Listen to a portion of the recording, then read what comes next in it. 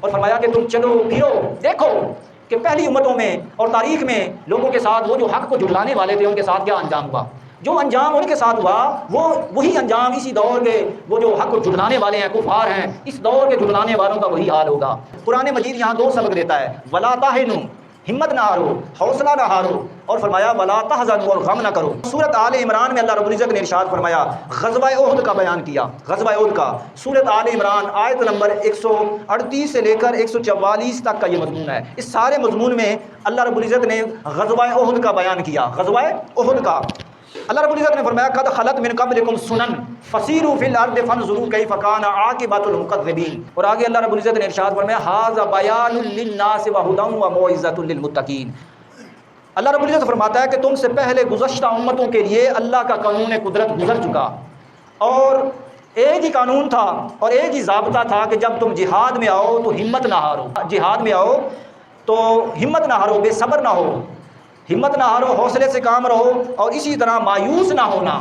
یہ اللہ رب العزت نے ارشاد فرمایا، اور فرمایا کہ تم چلو پھرو دیکھو کہ پہلی امتوں میں اور تاریخ میں لوگوں کے ساتھ وہ جو حق کو جھٹلانے والے تھے ان کے ساتھ کیا انجام ہوا، جو انجام ان کے ساتھ ہوا وہی انجام اسی دور کے وہ جو حق کو جھٹلانے والے ہیں کفار ہیں، اس دور کے جھٹلانے والوں کا وہی حال ہوگا۔ فرمایا پھرو قد خلت من قبلکم سنن، فرمایا پھرو اور دیکھو وہ جو پہلی امتیں تھیں اور جو پہلے لوگ تھے، جو پہلی قومیں تھیں، جھٹلانے والے تھے، ان کا کیا انجام ہوا۔ فرمایا پھرو کیف کان عاقبۃ المکذبین، دیکھو ان کی عاقبت کیا ہوئی۔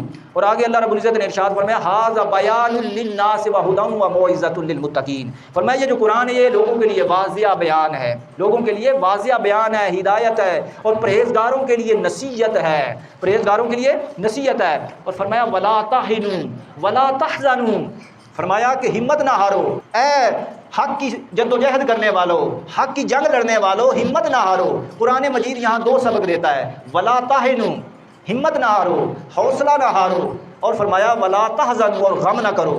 یہ نہ سمجھو اب اللہ پاک خطاب فرما رہے ہیں پوری امت سے، صحابہ کے ذریعے پوری امت کو بتا رہے ہیں، دو طریقے جنگی طریقے بتا رہے ہیں، ایک ہمت نہ ہارو، دوسرا غم نہ کرو۔ اتنا نقصان ہو گیا، اتنی بمباری ہو گئی اور اتنا نقصان ہو گیا، بستیوں کی بستیاں اور شہروں کے شہر برباد ہو گئے۔ فرمایا کہ غم نہ کرو، ایک اس کا غم نہ کرو اور دوسرا ہمت نہ ہارو۔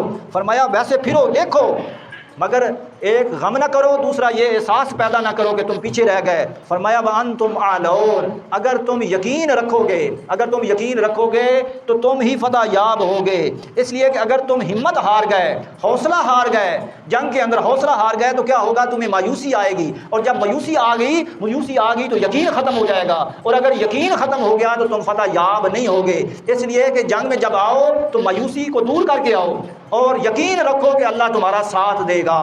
فرمایا وَأَنْتُمُ الْأَعْلَوْنَ، اگر تم اس یقین کے ساتھ آؤ گے، اس یقین کے ساتھ آؤ گے تو اللہ تعالیٰ تمہاری مدد کرے گا اور فتح تمہاری ہی ہوگی۔